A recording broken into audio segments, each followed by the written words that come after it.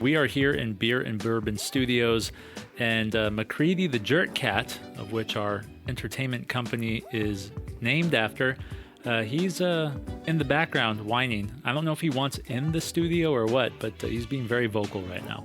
No, he doesn't want in the studio. He wants to be brushed, and it needs to be on his spot on the couch. Yes, our cat is very needy, but he's also very specific about how he wants his needs met.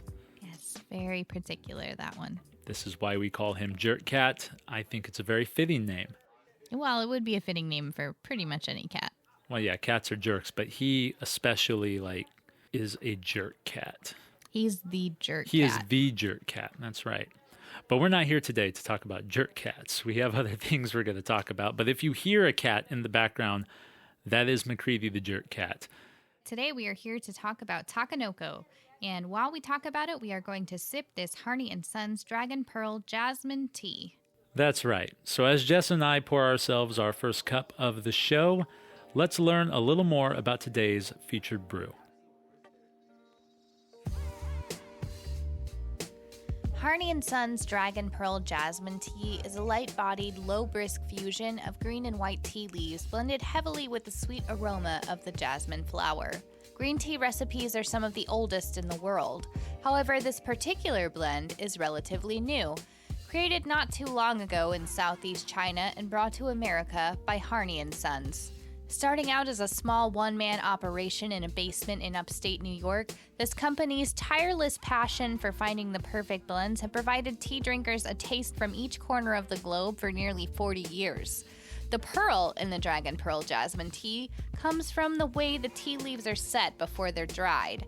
A white and green tea leaf are placed together and then delicately rolled by hand into the shape and size of a small pearl.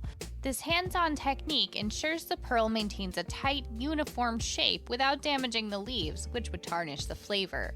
The pearls are then infused with jasmine for an extended period before being dried and packed. Upon opening a bag of these loose-leaf pearls, the aroma of an entire flower garden will capture your sense of smell, making this tea one of the most aromatic blends Harney & Sons has to offer. With green tea, color is everything, and this tea is touted as having some of the best color around. The yellow-tinged liquid mixed with the aroma of jasmine will give this brew the look and scent of a nectar, with a taste promised to match.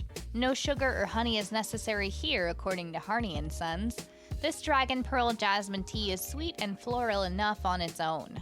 To learn more about this amazing tea company and shop for over 300 amazing different varieties, visit their website at harney.com.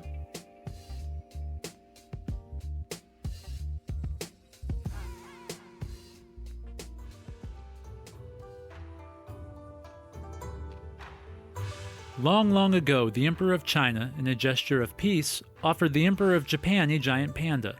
You have been appointed to the delicate task of caring for this politically important panda and tending to the Emperor's illustrious bamboo garden. You must cultivate plots of land using irrigation and intelligence so that bamboo, the only food that this panda will eat, grows in abundance. But beware of the sacred animal's uncontrollable appetite for crunchy young sprouts. Takenoko is a tile-laying, secret objective and resource placement game that can be found online ranging from $40 to $50. It is designed for 2 to 4 players, plays in roughly 45 minutes, and is recommended for ages 8 and up.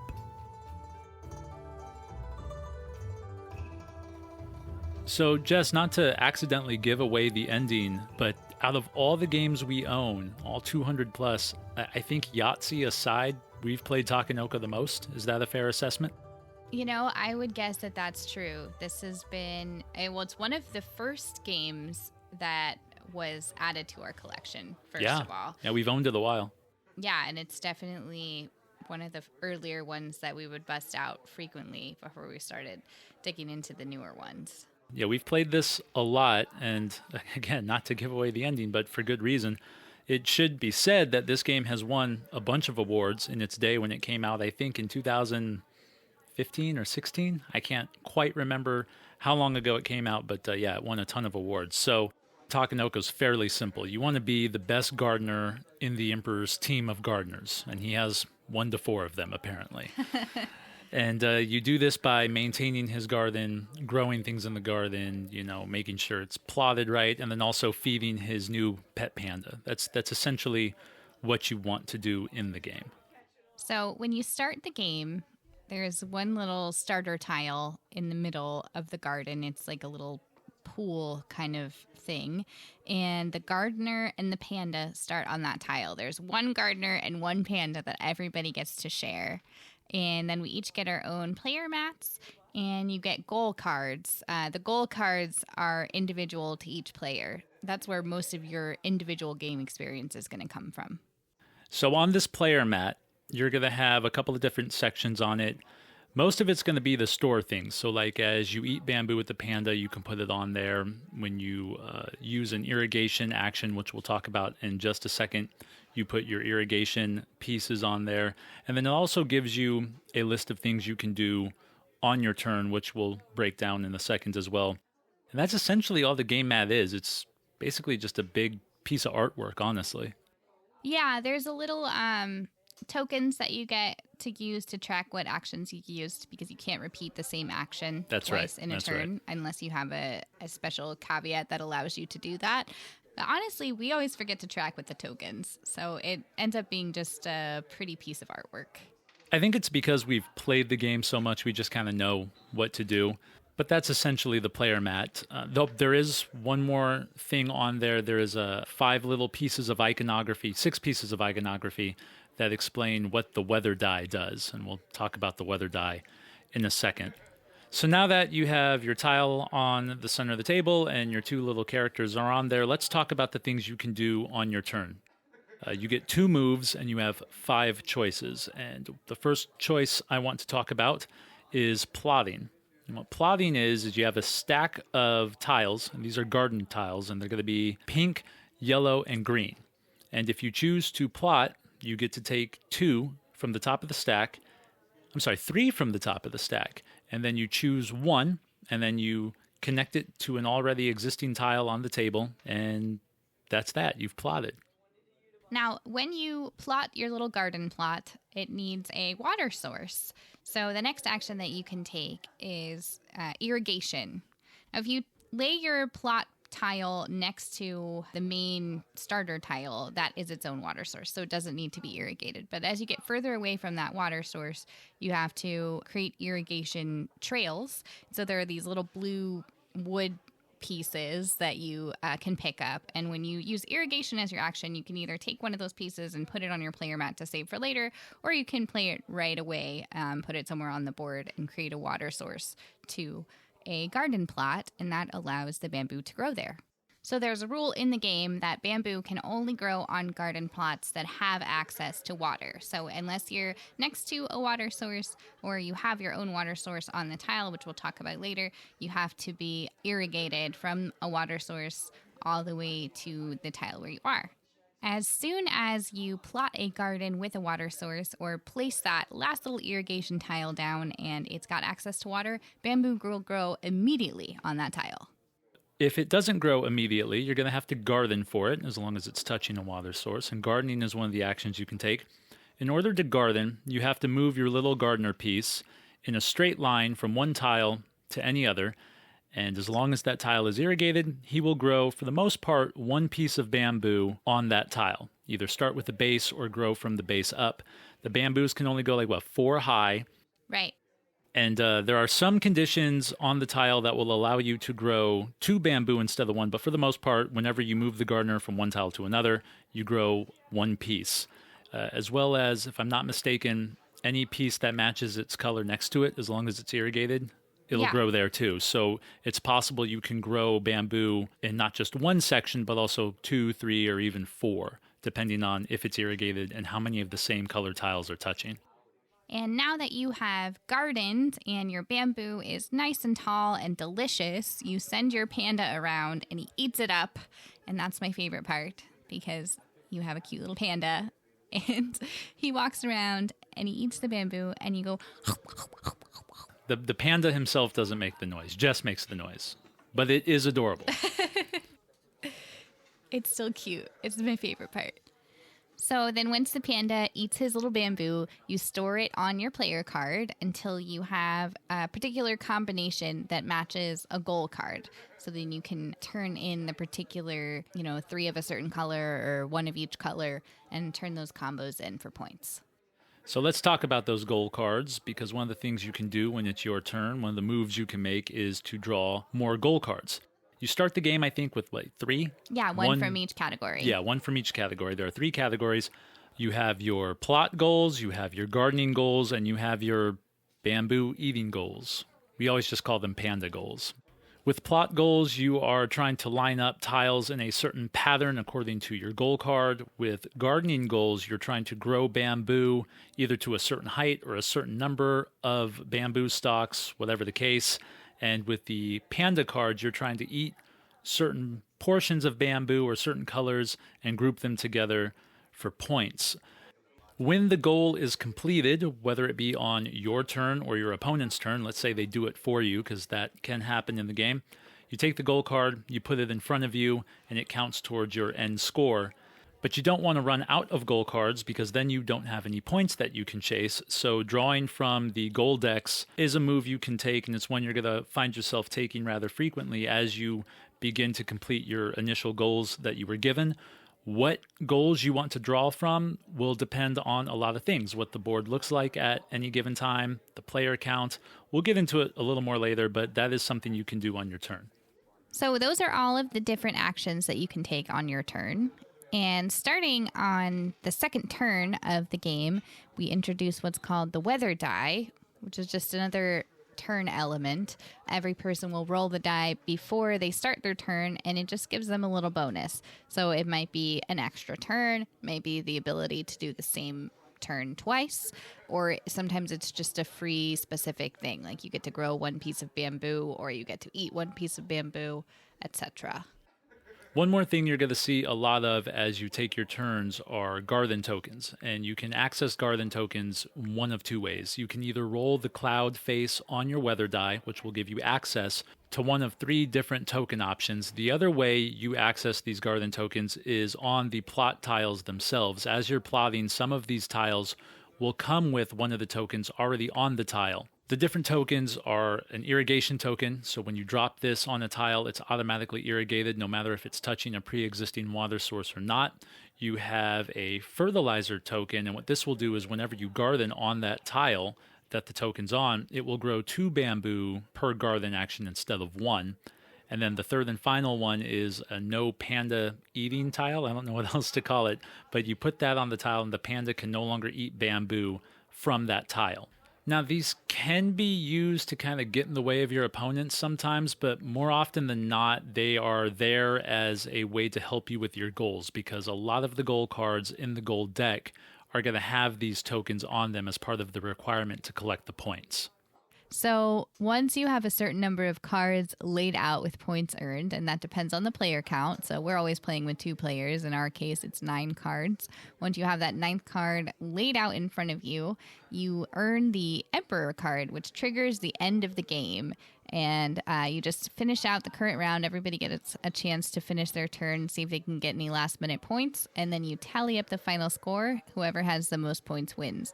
More often than not, it is the person who earned the Emperor card, but not always.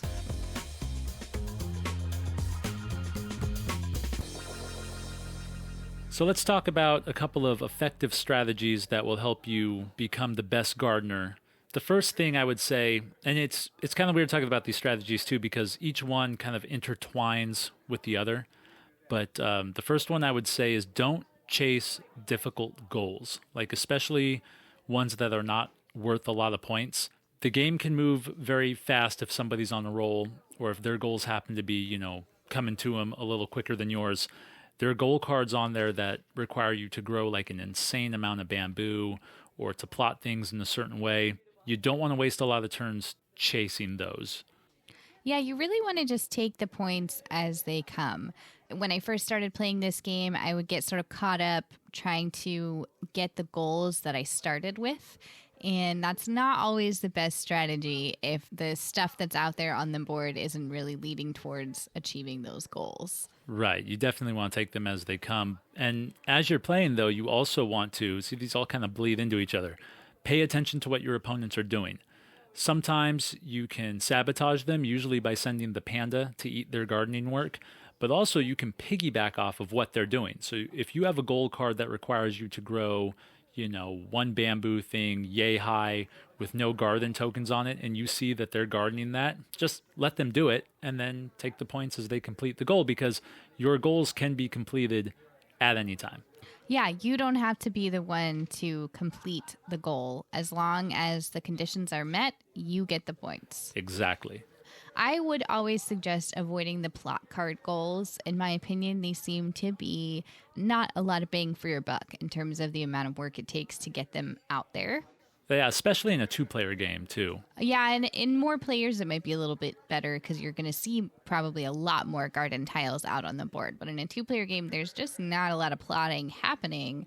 And if every single turn you're trying to get one out there to meet a certain pattern, it can be a lot of time that you're wasting for maybe 2 or 3 points. I will say the one exception to that is near the end of the game, going for those plot cards or the garden cards, there is a chance you might get lucky and draw a card for a pattern that's already there on the board. That's true. I think I've come away with a few points like that. And with gardening, too, as you said, there might be a gardening pattern out there that is conducive to some points for you. Yeah, I mean, this is like after the Emperor card's been played and you have one turn left. You don't have enough time to get any of the cards that are in your hand. Just pick one up from the plot or the garden category and you just might get lucky. But for the most part, when in doubt, at any point of the game, chase panda cards. They're the easiest ones to go after because there's a lot of bamboo out there.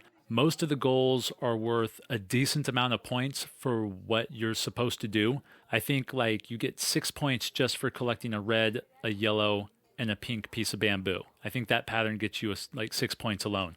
So when in doubt, chase the panda cards. The points will come fairly quickly, and if you're playing from behind, this is a good way to do it. Or if you're trying to end the game fast because somebody's building up a large amount of points and they're catching up on you, this is a good way to do that. For thousands of years, bamboo has held a strong cultural and even religious significance to dozens of cultures around the world, primarily within the Asian continent where most bamboo grows best. Although Asia is where bamboo is most associated, it can also be found growing naturally on every other continent with the exception of Antarctica. Despite the look and feel of a tree or plant, bamboo is actually a grass, and an extremely fast-growing one at that. Some species can grow as fast as 36 inches per day. However, most typically grow around 4 inches per day. Bamboo is one of the most versatile materials on the planet, being used for just about anything and everything. Tools, weapons, food, fabrics, construction material, and even musical instruments are made all over the world using bamboo, and that's just the short list. While it happens only very rarely, bamboo will produce flowers. The average bloom cycle is 60 to 80 years, but some species can take as long as 120 years to bloom. The Japanese word for bamboo is Takenoko, and true to the game, makes up 99% of the giant panda's diet. Other animals who incorporate bamboo in their diets are elephants, chimpanzees, rats, and lemurs. Central African mountain gorillas have been known to consume bamboo sap, which is often fermented. Simply put, these gorillas use bamboo to get drunk. Might this be a brew worth checking out? Probably not, but it's still funny to think of a drunk gorilla.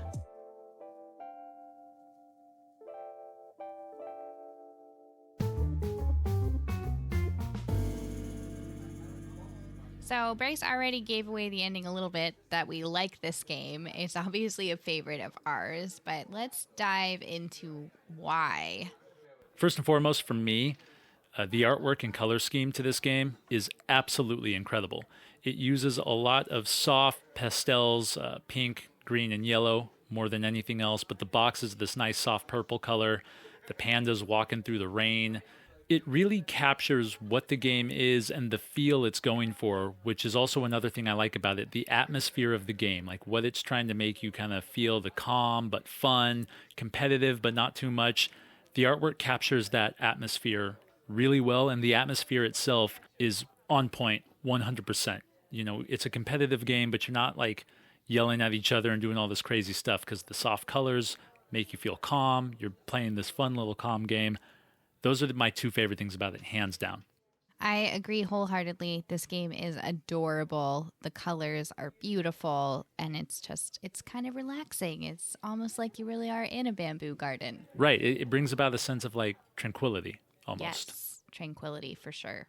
Another thing we really enjoy about this game is the mechanics. It's really cool how you're able to compete, but also be working all on the same thing. We're working towards the same garden that we're building together, but we're all looking for different things, reaching towards different goals. It's a nice way to work together, but also compete a little bit. And, you know, I think for me, it bleeds back into the artwork, too, because you're working together to create this unique piece of art, because no two games are going to look the same because you're going to plot them differently every time you play. That's an absolutely amazing feature to this game. And speaking of amazing, I just want to compliment the components. They're really well done for the most part. Oh, yeah. The little pieces of bamboo, especially. They're made of like, what, solid wood or Yeah. wood composite, something really convincing. You actually feel like you're holding bamboo. Yeah, it's great. And they're so cute and they fit together so well and they actually stand up when you stack them on top of each other. But also the cardstock that the tiles are made of. They're pretty thick. Everything has like kind of a hint of waterproofing. Like I wouldn't submerge these things, but like if you spilled a little something on them, they're not going to get all messed up. The weather dye is light. So it's got some bounce to it. Kind of like bamboo, right? Like it's light, but it's sturdy. I like that. And the little minis, the panda and the gardener, are just so fantastic. They're both full color, full detail, just adorable. They're expressive too, right? Like the gardener has a look on his face, doesn't he? And the panda has a look as well, if I remember right. Yeah, and I do think it's worth noting, we have kind of an older version of the game. I did see this game on a shelf at a store recently, and it looks like they've made some changes to the design. It looks like the panda and the gardener, the same cuteness, but some of the tiles and things are a little bit different. Right, I think the game actually looks better now. So if you went to go buy a new copy, the artwork, I think, is brought out even more, in my opinion. Another great thing about this game is it's really easy to learn, and it's also really easy to teach. Now, for me, teaching games is probably one of my weak points. I don't have that problem with Takenoko because it's kind of like a smooth, easy, calm, straightforward game. You can throw it on the table and teach just about anybody in, 5 minutes? You can almost learn as you play. Yeah, this one is definitely a go-to for us when we're sharing new games with our friends. It's really easy to teach to anybody, even our friends who aren't big gamers. And I think it appeals to people who aren't big gamers because the last thing I really love about this game, it's just flat out fun. Like if I had to describe it in one word, it's fun. It's a fun game. You get your panda, you're moving around, you got these pieces, you're stacking them tall. It's fun. It's a blast. I agree. It's fun. It's cute. It's great.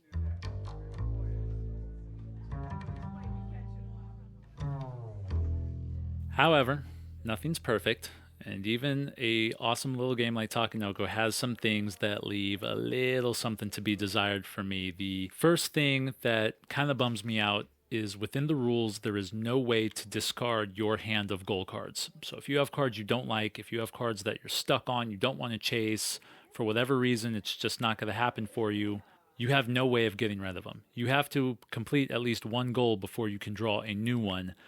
I can't remember how many times I got stuck. I don't know if it happened too often, so maybe it's not that big of a deal, but the fact that there's no way to discard your hand kind of sucks. Yeah, it adds to the challenge a little bit, which is kind of fun, but not really. Especially like at a 2-player count, which I think, that's a lot of where our experience comes from. If you have 3 or 4 players, there's a lot more stuff happening, so a lot of your goals might just happen by themselves. But if you get seriously screwed and you have like the grow 4 plots of bamboo this high and plot, this really complicated thing, and that's your hand, you're kind of stuck. Yeah. I mean, well, you can have 5 cards in your hand. So, But like, that's what I'm saying. What if you get all 5 of those difficult ones? I mean, it would probably be like the only 5 that are in the game, but absolutely it would definitely enhance the experience for sure. You know what else they could do with the gold cards to make it better is get rid of the repeats, especially with the panda cards. I think actually the panda cards are the only ones that have repeats.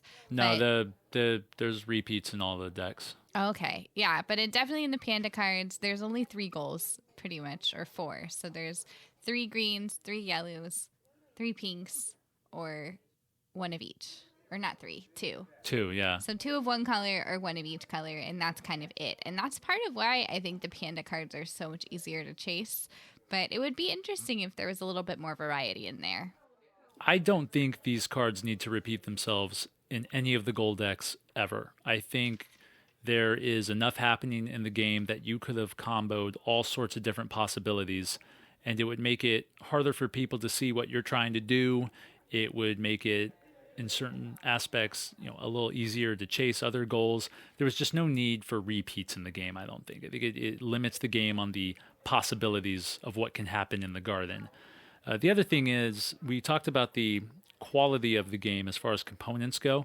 These cards are the one area where it's kind of lacking, and you may never have noticed, except compared to all the other great components in the game, these cards are flimsy. I guarantee you, if we have to buy another copy, it's going to be because of these cards. Yeah, and maybe we just have to get super tiny card sleeves because they're tiny. They're tiny. They and are tiny cute. cards, yeah. But they look like if you shuffled them too awkwardly, they would bend right in half. Yeah, they're a little bit on the flimsy side for sure. Now, Takenoko is priced between $40 and $50 online, depending on where you buy it from.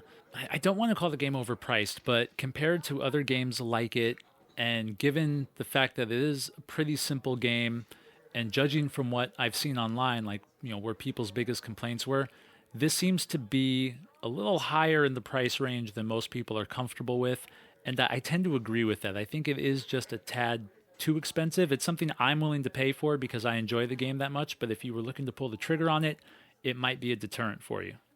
I can see how that would be the case. I think for the components and for the quality, it's worth it.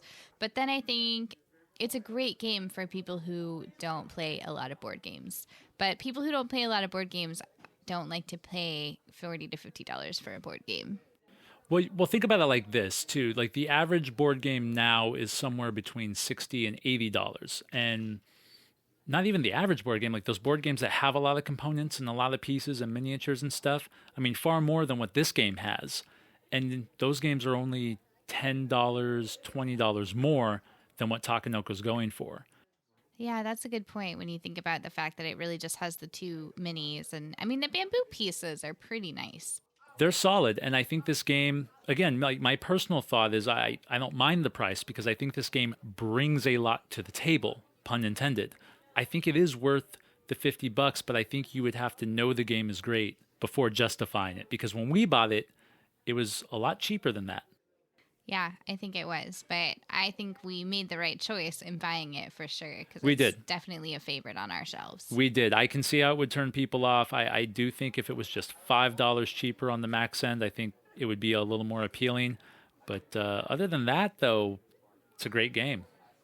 Now, I will say it's a very different game at 2 players than it is with 3 or 4. And we pretty much always play it with 2 players. We love it that way. We have played it with 3 a couple of times, and it's still fun, but maybe it would be a different experience for you.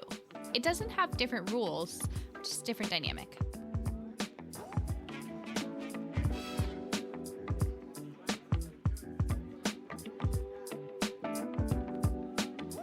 So now that we've had a whole episode to experience Harney & Sons Dragon Pearl Jasmine Tea, let's talk about what we thought of it. Jess, right off the bat, I'm a fan. What about you? Oh, well, I have complicated feelings about this tea. Oh, do you? I do. I am not a floral tea person. I don't like floral flavors or smells, really. I think maybe because I have seasonal allergies, so it just reminds me of pain. But anything with a jasmine or a chamomile, I'm usually very averse to. I kind of shy away from those flavors. Now, is it just Jasmine in particular? Jasmine is one of the worst offenders for me. I'd say the more it smells like it would be a perfume, the less I want to put it in my mouth. Okay, yeah, because this tea definitely has a strong floral aroma. In fact, this tea is almost all aroma, I would say. Yeah, the aroma is very strong. And normally that's a plus side for a tea. And if you like jasmine, that's going to be a real big winner for you. But for me, I find myself not smelling while I drink this tea. I am on the opposite end of you with this. I like the aroma a lot. I don't know if I'm a big fan of the scent of flowers. I've never ran through a fucking rose garden or anything, but I like it. I like as soon as you open up the tin case it comes in, you're just hit with that garden flowery aroma. I think it serves as a great accompanist to the white and green tea hybrid, which it's a little tricky to get that right because they both need different water temperatures. And so I think the flavor profile is kept very minimal and that aroma is allowed to come out, and I think it balances it out well. The flavor in this tea definitely works. And if you like the floral thing, the aroma, I can see how it goes with the flavor. I like that it doesn't taste as floral as it smells. The taste for me is it's a subtle sweetness and it's a little bit floral, but it's not smack you in the face like a perfume. Right. The flavor here is interesting for sure because you risk going too strong with the green tea and then you cancel out the white tea entirely because the white tea is a lot more delicate than the green tea. I don't know if they added more white tea to counter the green tea or if they did a perfect 50-50 when they rolled these little pearls together, but whatever they did, I think the flavor is nice. It's subtle. It's a very subtle flavor. It's a very light tea, but I think it's done really well. Yeah, it is really nice. The lightness of the white tea is really great with the green. It doesn't have the kind of harsh bitterness that you can have in some green teas. Right. It reminds me a little bit, that floral sweetness of a honeysuckle. If you've ever done that, when I was a kid, you'd pull the little stem out of the flower, not the stem, the stamen, and you suck the honey off the end of it. It's just this little bit of honey, or maybe it's nectar. I don't know. It has tiny little sweetness to it. Well, that's what this tea reminds me of. The website, Harney & Sons, does describe it as kind of like a nectar color. And I think with that aroma of the flower, plus that mild flavor in the tea, it does kind of give you that nectar feel. Yeah, it's a little bit like drinking nectar, but not as sweet as you would expect nectar to be. So for me, I like teas with a little more of a stronger flavor, which is why I think herbal teas are some of my favorite. This definitely is a very mild flavor, and so for me, something has to make up for that, and that's where that jasmine aroma comes in, and that's why I'm such a fan of this tea. I think you get the best of both worlds. You get a nice scent of a flower garden, which being paired with Takenoko, if I'm walking through a bamboo garden, this is the tea I want to have. It's got that sweet aroma to it, and then you get that nice, mild, calming flavor, and I think it pairs up great. Now, you, on the other hand, are not a fan of the floral aromas, and this is the first time on the show where we've found ourselves on opposite ends of what we thought about a beverage. So I guess it's safe to say that if you enjoy teas with mild flavor but strong aroma, Harney & Sons Dragon Pearl Jasmine is a must-try. And if you're like me and you hate floral teas and floral aromas, but someone's got a gun to your head and says, you have to drink a tea with flowers or else, this is the one I'd pick. And there you have it.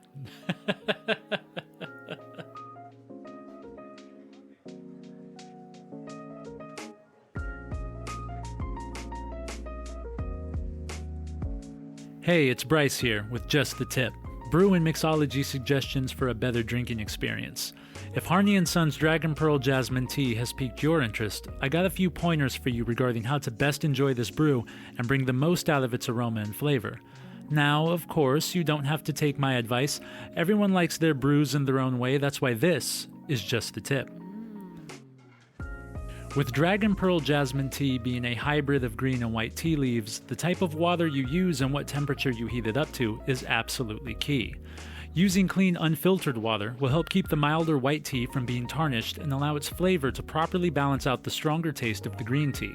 When brewing either of these teas by themselves, different water temperatures bring out their best. This is where it gets tricky, but heating your water to between 175 and 180 degrees will do the trick depending on how strong you want your green tea flavor to be. For our money though, we found 178 degrees provides the perfect balance. This will leave the green leaf flavor just slightly immature, which will leave room for the floral aroma and white tea flavor to punch through without fading or getting too bitter. Before every sip, inhale slightly through your nose to allow the floral aroma to lead, which will bring out the taste of this sweet tea even more. And once again, as a reminder, and I cannot stress this enough, there is no need to add anything to this tea. Its delicate balance holds up enough on its own, and anything else thrown into the mix would ruin it. My name's Bryce, and this has been Just the Tip.